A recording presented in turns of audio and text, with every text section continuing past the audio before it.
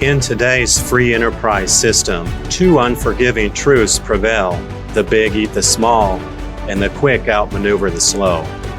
My name is Peter Baldwin, author of the Amazon bestseller, Profit Peak for Entrepreneurs. My passion is helping everyday entrepreneurs grow their companies from inconsequential to extraordinary. Whether I'm in the boardroom, the conference room, or the war room, I am always working shoulder to shoulder with many great entrepreneurs. In this show, we interview successful entrepreneurs, learn from business thought leaders, and pay attention to current events and trends and how they impact our businesses.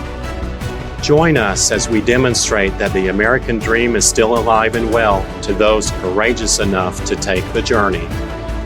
This is Profit Peak for Entrepreneurs.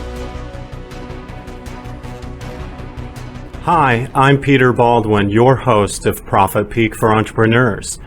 Today we will address the topic that has been on all of our minds, the topic of COVID-19 and surviving business disaster. Sometimes unexpected events return our businesses to survival mode, and this year-long COVID-19 pandemic is one such event that has hit many hard. We will interview an entrepreneur team whose business, like many businesses in the travel, retail, and restaurant industries, received a direct impact as government-mandated restrictions and shutdowns were enacted in response to the escalating pandemic. Their main business, catering events to large groups of people, virtually disappeared overnight with no short-term end to their plight. You will be moved and inspired and enriched as you listen to their story. Before we meet these business owners, there is something I want to get off my chest. In many ways, our government has been helpful during the COVID-19 crisis, but many of us have noticed that despite all the payroll protection program loans, stimulus payments, and supplemental unemployment benefits, these temporary government measures don't overcome the severe cash crunches faced by many companies and families. Although the private sector has been forced to cut pay, lay off employees, and shut down businesses, the government has faced no such adversities. As far as I know, no government employee has suffered a pay cut, lost their job, nor was any government entity ever shut down. If you know otherwise, please reach out to me and I will stand corrected. And unlike the government, the private sector can't just print new money when it needs it. Private companies must live within their fixed budgets. But we're not here to moan about what we can't control. We are here to share ideas on the controllables. In keeping with today's theme on business disaster, Elizabeth Baldwin will share a survival metaphor from the Frontiers of Flight Museum in Dallas, Texas. We will interview Eddie and Allison Deen, the owners of Eddie Deen Company Catering, one of the largest catering companies in Texas. We will have a Chalk Talk educational moment with Farni Elapakurty, CEO of dotKonnect, followed by a conversation with Hubert Zajicek, founder of the Health Hacking Crisis Network. We look forward to a great show. Profit Peak for Entrepreneurs is brought to you by Intualize, unlocking the power of your business data. dotKonnect, connecting the financial dots of your enterprise, and WealthWave, disrupting the financial planning industry so families can dream again. We hope you will learn about our sponsors who are market leaders in their respective fields. We'll go next to our Profit Peak reporter, Elizabeth Baldwin, who is at the Frontiers of Flight Museum in Dallas, Texas.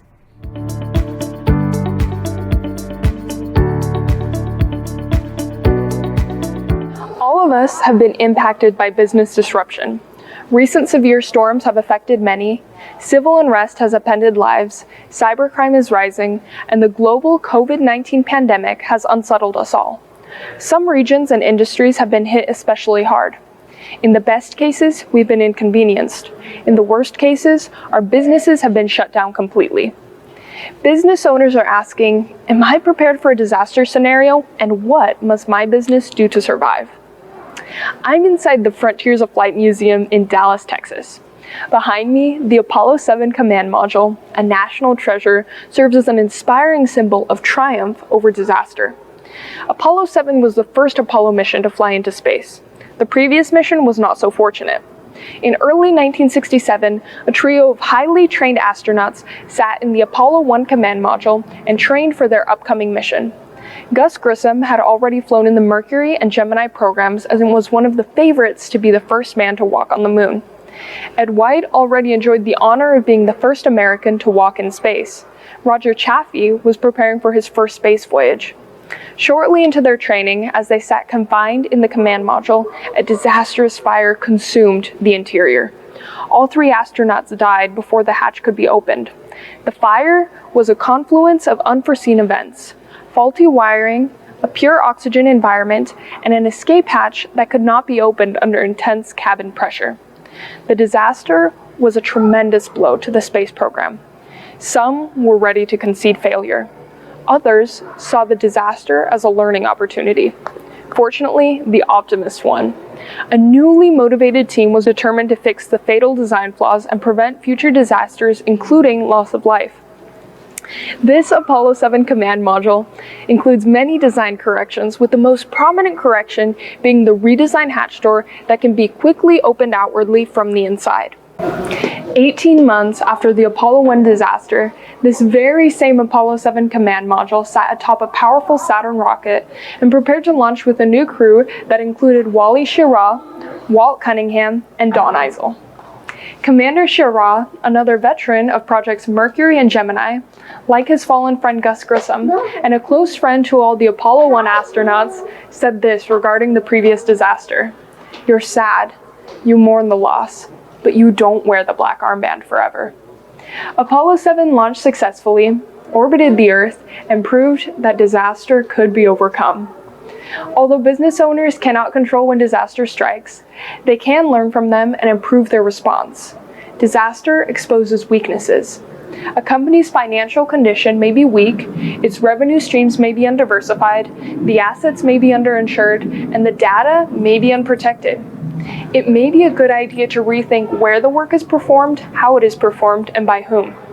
Once exposed, weaknesses can be strengthened.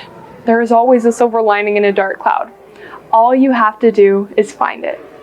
I'm Elizabeth Baldwin, and this is Profit Peak News. Thank you, Elizabeth, for sharing that inspiring metaphor on how to overcome business disaster. We wish to thank the kind folks at Frontiers of Flight Museum for allowing us to film there. Go check out the Apollo 7 exhibit if you get a chance. Coming up, after a word from one of our sponsors, we'll meet with Eddie and Allison Deen, owners of Eddie Deen Company Catering. As a mid-sized industrial distributor, you run a machine with plenty of moving parts. From sourcing to inventory management, sales operations to cash flow hurdles, optimizing every facet of your business can be an incredibly tall task. That's why we build Intualize. Designed by industrial distributors for industrial distributors, Intualize is a predictive analytics platform that captures and organizes the mission-critical data you need to maximize your business's growth and cash flow.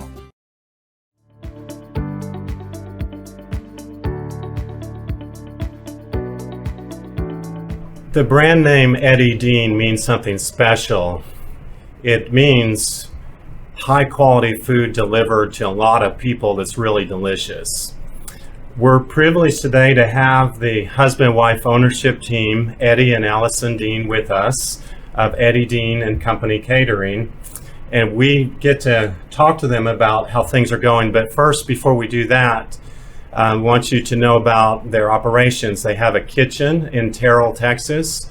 They have 2 event facilities. One is called The Ranch. The other is Edison's. These are in the downtown Dallas area. They have 2 restaurants, and they go all over the Metroplex and many other places. They have catered 2 presidential inaugurations in Washington, D.C., 7 governors' inaugurations, those here in Texas. The latest was let's see, it was last year. It was Governor Abbott's inauguration. And they've done the NFL draft, the Salt Lake City 2002 Winter Olympics, and many other prestigious events. And so when we get to talk with them, we are not just hearing from somebody who delivers food, we're hearing from an ownership team that understands how to serve to large numbers of people and how to train their people to do this in a very quality manner. So Eddie and Allison, thank you for joining us today. Thanks for having us. Thank you, Peter. Sure. So the first question that we all want to know is just about your business. Tell us about your business and how did you get this reputation where you could feed high quality food to large numbers of people? Really, about the Eddie Deen Company is really about the employees. You know, when you got the right employees and they have an incredible vision of what the agenda is, and fundamentally we can move the ball down the field. And so I started the business in 1980 on Lake Tawakoni and expanded from there and got into the restaurant business. But mostly our entity is the catering. And so we're really glad to be here to explain some of the things we've been doing. Very good.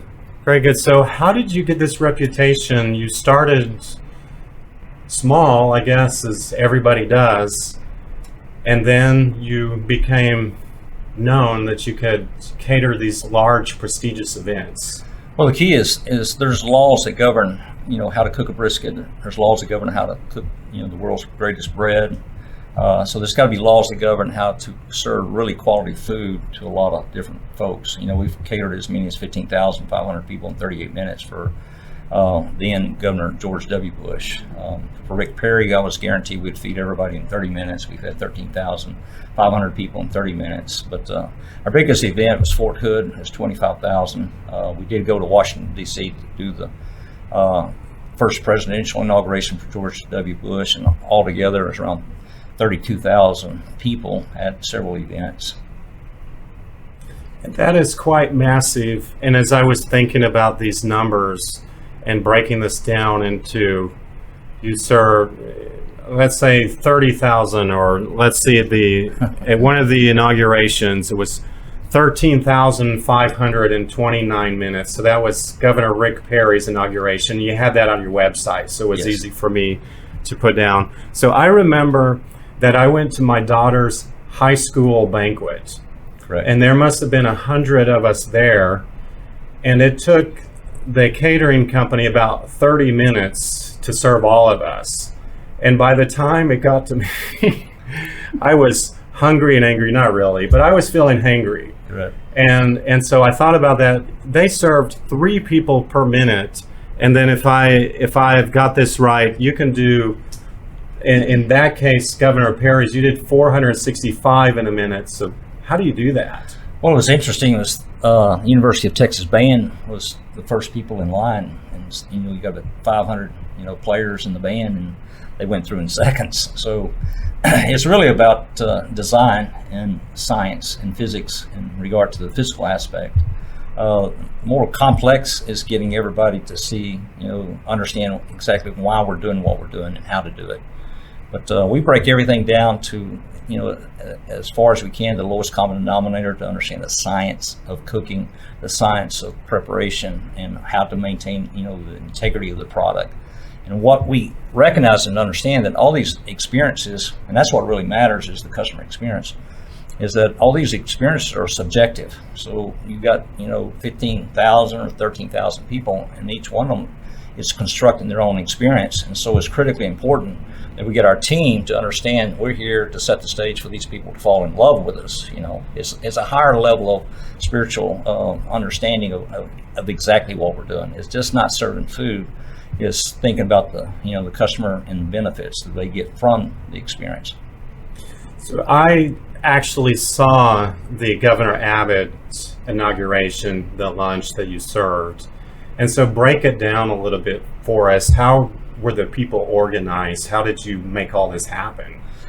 Well, the key is you got to start with a vision, and everybody's got to understand exactly what the bigger picture is. So you want a clarity of intent based, every person who's there.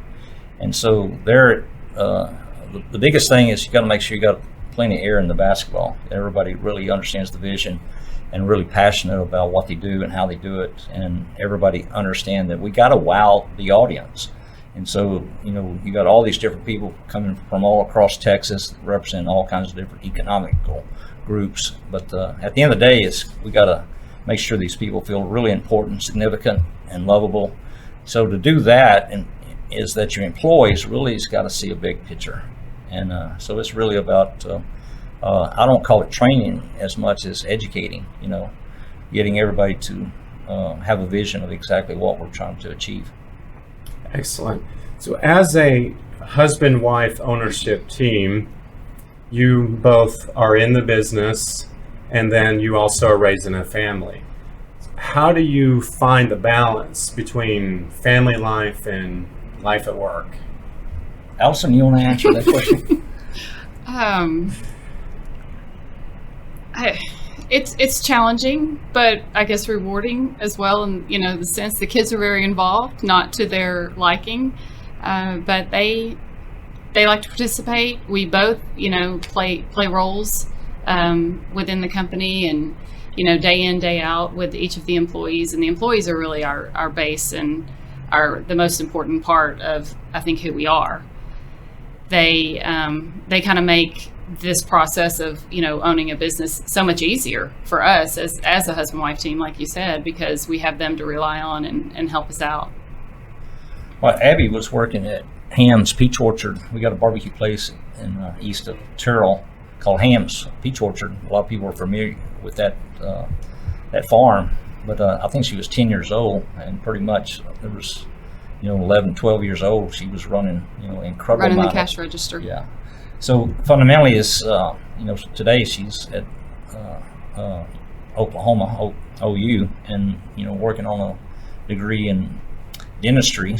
So we don't know if what we did to either ran them off from the food industry. Yes, I think we've done that. I think we've done that to our children for sure. Well, I think you did some other things. You taught her to know how to work, and you found a way to mentor her on various aspects of this is our family, this is the Deens, and this is what we do. So I wanted to go back to something that you brought up earlier, Eddie. The company, I'll say mantra or motto, we set the stage to exceed customer expectations. Not sure if I got that right, but what does that mean? And how would you explain that to other business owners that want to please their customers? Well, the biggest thing is when a customer comes into your business, they're not connecting to your product or your service or your people directly. They have to go through some filters in their brain. So basically, we call it owning the real estate in the brain. There's certain areas the brain's got to click.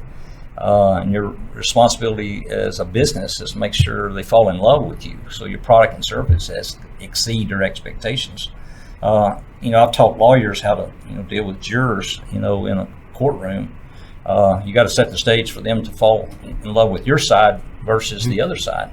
So this could be this idea of understanding. It's really a lot of quantum physics, quantum mechanics, of understanding that the observer is the deciding factor. And so you got to connect to the observer when they come into your business, either via to your Facebook postings or a phone call, whatever it is. That social interaction has got to be critically important, that they feel important, and you thinking about how to make them feel important. And we're going to go into some of this, how you train your employees to come unto themselves, or to think for themselves or be their better self. Before we go there, one question about the COVID-19 pandemic. So business disaster is something that your company has helped out with. When there are hurricanes, you've fed evacuees, you fed power line workers, sometimes for days and weeks on short notice, and you're able to respond in that. Right. Now, on the other hand, you're in the food industry during the COVID-19 pandemic. So how has the pandemic impacted your business? Well, this pandemic, this coronavirus and this COVID-19 cumulatively has decimated, the hospitality industry. So it really decimated our catering operation. We were able to start shifting to start doing a lot of home deliveries to individual folks. We work with Frisco Lakes up in Frisco. A lot of folks were kind of tied up in their houses, and we made it so easy for us, for them to get products. And so we really expanded to do home deliveries. Unfortunately for Greenberg, they burned down their turkey operation in Tyler, Texas, and we started getting calls, and we had to step that up. So we were having to adapt. I think the key is that it's not about training, it's about, I think, more how to set the stage for the employees to see the bigger picture. I call it more education. And we call it EduSeries educational systems, where the idea is that we want them to pick themselves, believe in themselves, and be able to think on their own behalf. And when all of a sudden, for Thanksgiving, we produced around 2,000 turkeys and packaged them and shipped them out, froze them, and the whole process. And Christmas, another 1,000 turkeys. So we adapted really quick to that. And so the key is that we have to stay relevant. If you're in the business, you got to stay relevant to the marketplace. And of course, you got some government subsidies to help, the PPP and some of those things, which was critically important for our industry. They're supposed to be coming out with another one, a second level of PPP. So the key is that you just cannot give up. Overall, through my years of being in business, we obtained a lot of equity. So we have resources, that we can kind of tap into, and so, but again, the really key to success is being able to set the stage for everybody to go the same direction. Well, that's terrific how you've pivoted, and I don't think we have all the answers yet, but as business owners, you've been very adaptable, and you mentioned the concept of EduSeries. So I think in our next segment, we're going to have some food on the table, and we'll learn a little bit more about some of these concepts. But I wanted to thank you both for being with us today and sharing your experiences and your ideas, with other business owners. So thank you, Eddie and Allison, for being with us. Thank you so much.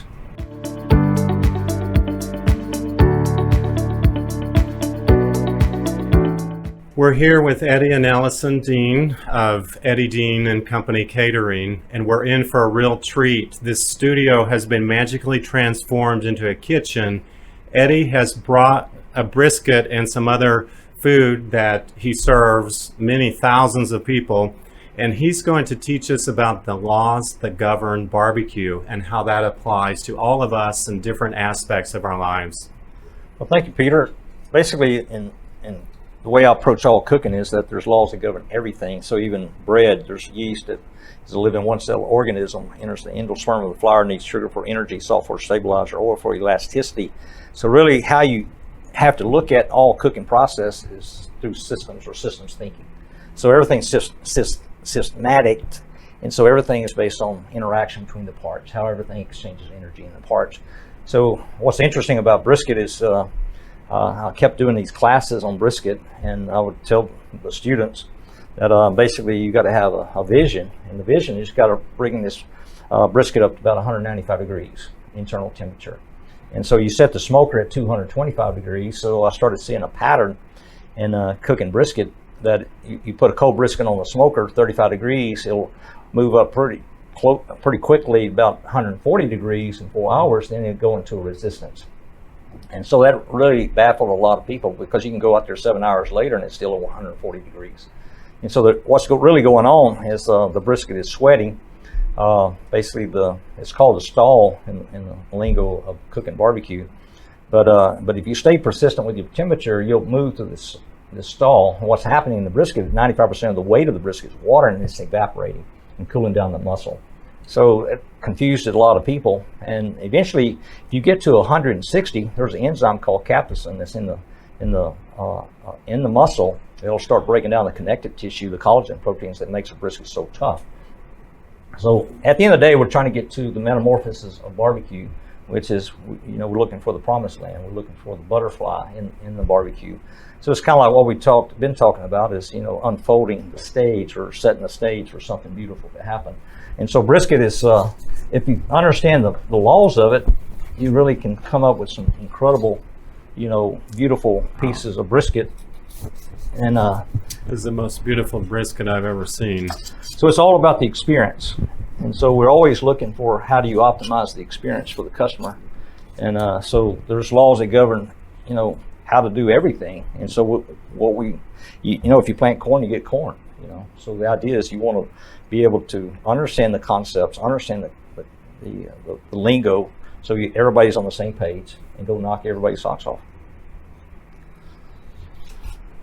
So barbecue is critically important to what we're doing, because we took the idea of how you smoke barbecue, and we have applied this. I teach in homeless shelters, and we use the same kind of metaphors. There's laws that govern how to cook brisket, so there's also laws of transformation of the soul. A lot of people who are, come into shelters because, at early childhood, somebody kind of took away their control or power. And so the whole idea is that can we use a barbecue or brisket and the laws of cooking barbecue to actually create transformation of the brisket into barbecue? Can you also do it with somebody who feels unlovable and set the stage for them to start feeling, good about themselves, believe in themselves, and feel lovable? So we use barbecue as a metaphor to teaching the guys in the homeless shelter that I work with, how to feel important, significant, and move out of the doldrums of the orbit. We call that shame, guilt, apathy, greed, fear, desire, anger, and pride, and move into courage and neutrality and willingness, acceptance and reason, love, joy, peace, and enlightenment. So there's some common laws that govern this, similarities and difference between metamorphosis of butterfly or metamorphosis of barbecue, and also metamorphosis is what we're doing in the homeless shelter. How do we take someone from feeling unlovable to feeling lovable? We call it make sure we put enough intellectual differential experiences into the system. The idea is, if you ever bought milk in a grocery store, and of course they'll say, yes, I bought milk in a grocery store, and I said, well, basically that's a lie. The critical piece of this conversation is that if milk was sour, did you get what you wanted? So nobody's really going to the store to buy milk, they're going to buy the benefits of the milk.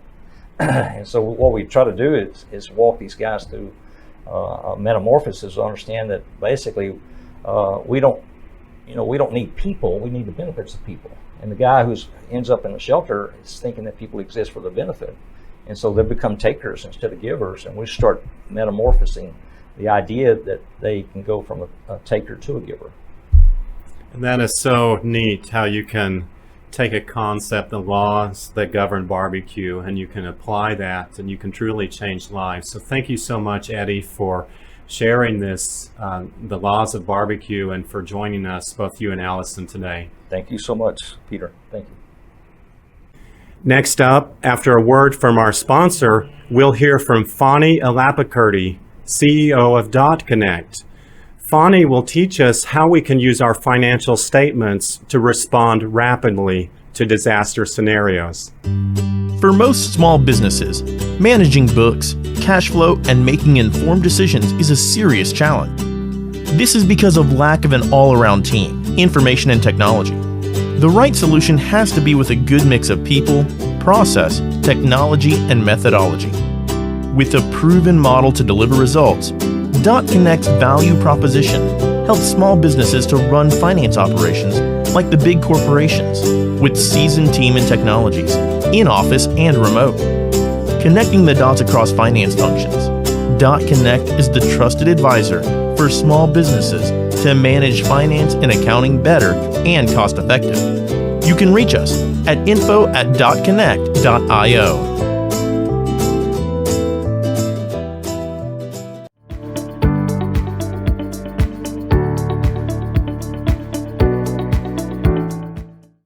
Hello, this is Farni Ilapakurty. I'm the managing principal and founder of dotKonnect, a finance BPO for small businesses. I'm here to talk about response to disaster scenarios from a finance perspective, and more so addressing small businesses. Disasters happen. Some within our control, many may not be in our control. Being prepared, and when I look at this response, I divide them into two buckets: being prepared and then managing the crisis when it really happens. Being ready is what makes crisis management effective. And being prepared, what is being prepared in the case of finance, in the case of small business? Some of the items that I have here listed out in preparedness is online accounting. Why talk about online accounting? The reason is when a disaster happens, you want your financial numbers accessible to you from wherever. Possibility of having an internet access, you should be able to readily access your information. Not only accounting data, but also all financial support information, data, documents, all related information has to be accessible online. That's the second point. Hosted, remote access, as well as, remember, backup. Even though it's hosted, even though it's on the cloud, you want a solution that backs up the data so that you have real-time access, assuming a disaster happens the very next moment.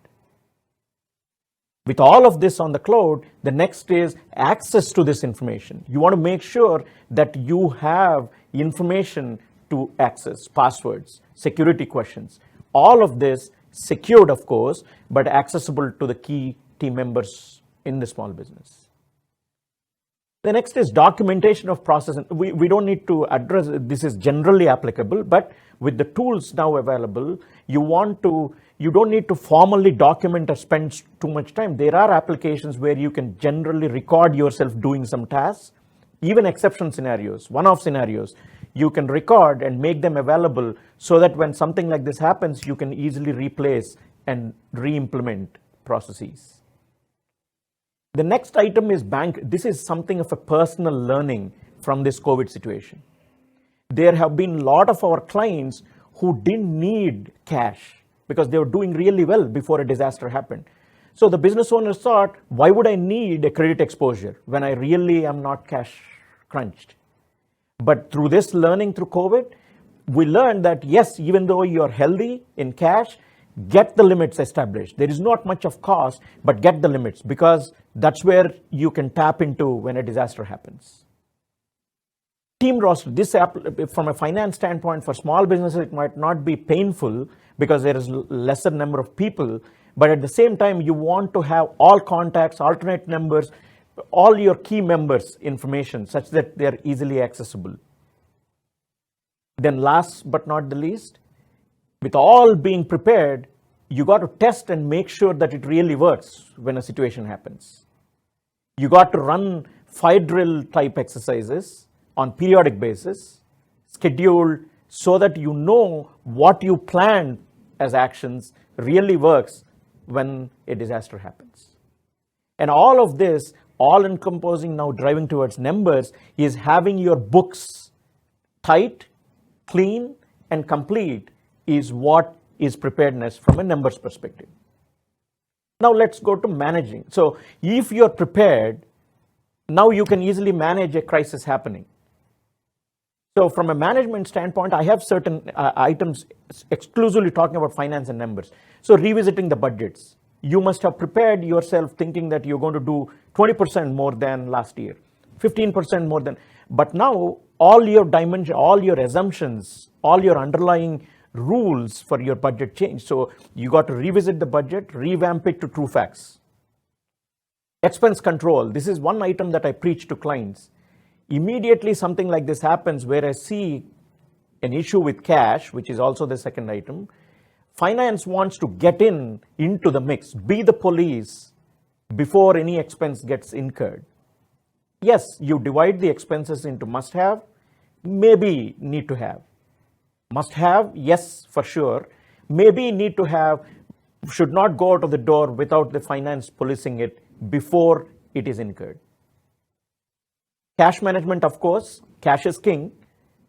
Absolutely, numbers speak the truth. We got to make sure that the inflows and outflows are well planned with sort of the way that we provide solution to small business, make sure there is a weekly call with the management knowing where they stand cash-wise and where they stand 4 to 8 weeks going forward with the changed impact on the business. Next item is payroll. Why is payroll on there? Yes, we live off of people. They are our own team. So optimization is what I mean. Not cutting payroll. Optimize. How do you do that? You don't let go of people, but you analyze overtime very critically. Then any regular hours, you streamline the workload, reduce it because the impact of the business is on. The workload reduces, so therefore cut the amount of not laying off resources. Then true up the sales pipeline. You got to meet with your leadership team, especially the sales team. Make sure no additional sales expenses, assuming you're going to click some new customers or click some new labels. You got to stop all of that, true up the sales pipeline based on realistic numbers. Reevaluate the capital projects. At some point, you would have thought that you want to incur some cost into something of value in the future. You got to completely reevaluate. No more capital projects. I'm saying no more, but you got to do the impact analysis. You got to go for the expense only when you see a value immediate. Then last but not the least, engage. Engage internally with your employees, externally with your customers and vendors. Then of course with your banks to make sure that you have the funding limits. Then insurance companies, see with COVID or similar situations, that is one item we noticed. We want to have that relationship, establish the channel of dialogue with insurance companies because there might be some claims that you might be eligible to. And last, experience is be proactive in engaging with your tax accountants. Why? With any disaster, there comes a federal help or a state help in terms of credits, in terms of some deductibles, in terms of, so you got to engage with the tax accountant so that they can plan proactively in such a way that you become eligible. Again, with all of this said, to manage disaster, you got to be prepared. On top of just reacting and providing a solution to disaster, rapid response is only possible when you're prepared with clean set of numbers, clean set of books, complete set of books. Thanks for watching. This is Farni Ilapakurty again from dotKonnect, a finance BPO for small businesses. Thank you, Phani, for sharing your expertise on financial management. Responding rapidly to disaster scenarios is an essential survival tool. Coming up after a word from our sponsor, we'll meet with Hubert Zajicek, CEO of Health Wildcatters. In a previous episode, we toured his healthcare startup incubator, but today we will share another of his innovative companies, the Health Hacking Crisis Network, that was organized to tackle supply shortages associated with the COVID-19 crisis.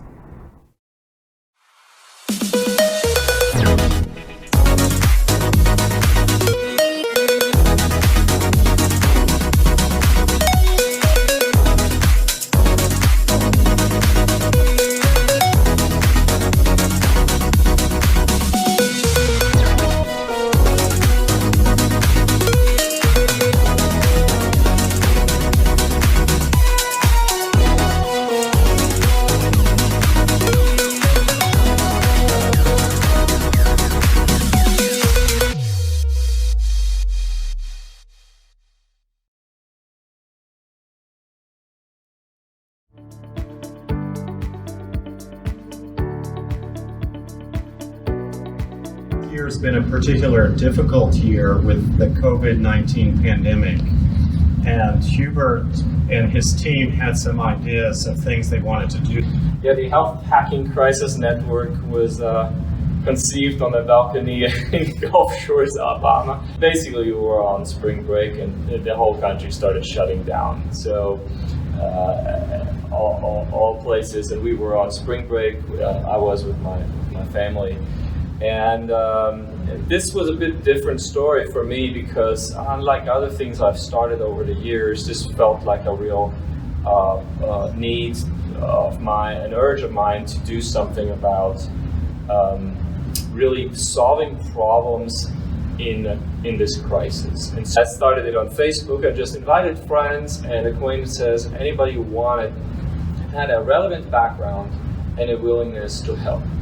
And the goal was to stand up a rapid reaction force for when things go down the tubes. So at the time we were talking about the country being overrun with needs for ICU beds and needing more breathing devices and all kinds of equipment that was needed potentially would be not available anywhere in the country and would have to be created from scratch. We started asking questions of what is it you want to work on, what is it you want to work on. So there was no preconception of what it needed to be because the people in the group were all leaders in their respective fields. So some gravitated towards, hey, we need to have more good masks. Others said we need to create some cloth masks for secondary use, the kind of masks we use now every day.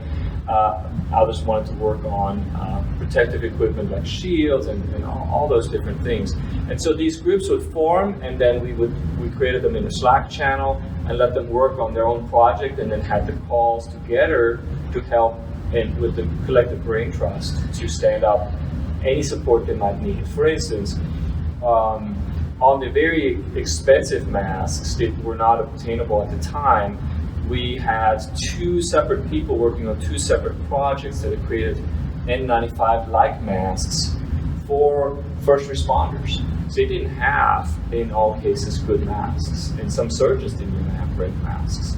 So those efforts were executed on by those teams, and we just helped them either monetarily or creating connections. And on the cloth mask side, it wasn't so clear at the beginning. Everyone was saying, "Oh, those are just not worth it, and don't even bother." Well, now in hindsight, we know that is entirely untrue. It was one of the most significant things to have cloth masks available for everyone.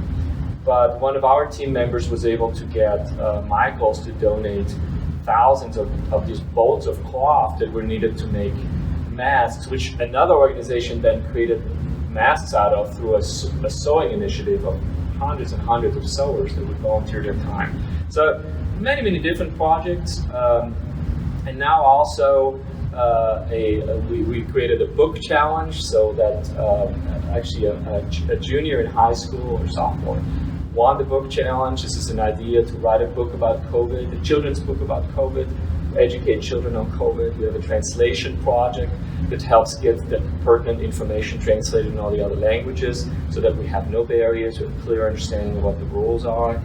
And other projects we're working on for the future. So fantastic story. And if someone wants to get involved with this organization, what would they do? Well, you can.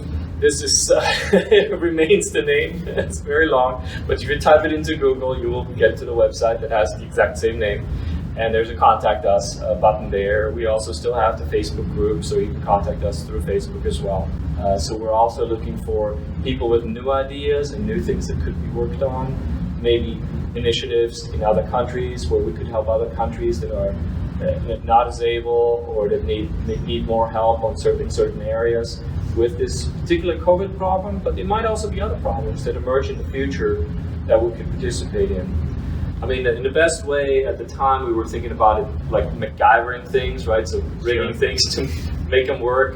And ever since I was quoted saying that in the newspaper, I've just given up on not saying it because it probably is the best way to describe this rapid reaction. It was a good show. I like that show. I did too. But we're trying to strive for higher standards if at all possible, not just patching things together with duct tape and zip ties. But whether how formal or how far along it is now has matured to the point where the next thing will come, and then maybe you all will get together, and those of you who are interested and say, we're ready for the next challenge, how do we figure it out? So thank you, Hubert, for joining us on our program today, and we wish you well in all your enterprises. Thanks for having me. Thank you to all of you involved with the Health Hacking Crisis Network for stepping up in a time of crisis. What a great concept and company. Our theme today has been surviving business disaster. Our Profit Peak news reporter Elizabeth Baldwin shared with us the Apollo 7 metaphor on how we can overcome business disaster. We interviewed Eddie and Allison Deen and learned how we can consistently deliver high-quality products and services while at the same time building our people and having the flexibility to step up in times of disaster. Farni Elakerti discussed the importance of financial management to help us navigate disaster scenarios. And we gained insight from Hubert Zajicek on how we can be a positive force in uncertain times. We hope you enjoyed this episode of Profit Peak for Entrepreneurs, and you'll tune in next time. Until then, may your cash flow and your profit peak.